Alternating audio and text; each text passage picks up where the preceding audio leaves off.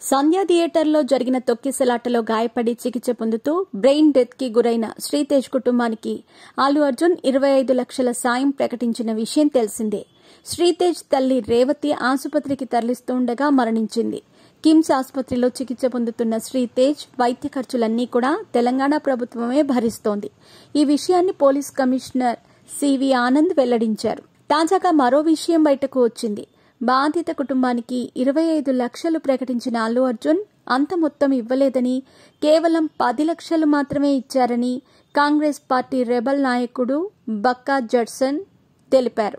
25 లక్షల రూపాయలు ఆర్థిక సాయం అందించామనే మాటల్లో వాస్తవం లేదని, కేవలం 10 లక్షల రూపాయలను మాత్రమే అందించారని అల్లు కుటుంబం అబద్దం చెబుతోందంటూ బక్కా జడ్సన్ మండిపడ్డారు.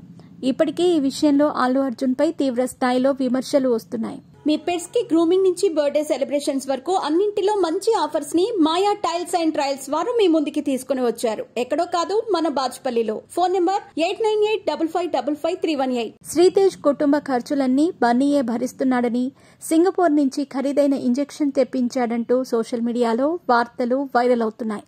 అయితే కమిషనర్ సివి ఆనంద్ ప్రకటనతో అవన్నీ అబద్దమని తేలిపోయాయి. ఈ విషయంలో అల్లు అర్జున్ నెటిజన్ల నుంచి తీవ్ర విమర్శలు ఎదుర్కొంటున్నాడు. కిమ్స్ ఆసుపత్రికి వెళ్లిన అల్లు అర్జున్ తండ్రి అల్లు అరవింద్ శ్రీతేజ్ ఆరోగ్య పరిస్థితిని వైద్యులను అడిగి తెలుసుకున్నారు. న్యాయపరమైన అడ్డంకుల వల్ల బన్నీ రాలేకపోతున్నాడని, అందుకే తాను వచ్చినట్టు చెప్పారు. బాధిత కుటుంబానికి అండగా ఉంటామని ప్రకటించారు. శ్రీతేజ్ బ్రెయిన్ డెత్ కి గురి కావడంతో పాటు వెంటిలేటర్ పై ఉన్నాడు. ఆ బాలుడి ఆరోగ్య పరిస్థితిపై ఎప్పటికప్పుడు బులెటిన్ విడుదల చేయమని కుటుంబ సభ్యులు కోరుతున్నారు.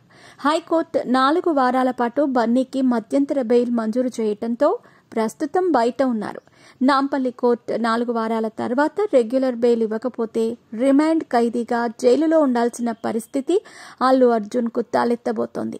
దీనిపై ఆయన న్యాయ నిపుణులతో చర్చిస్తున్నారు.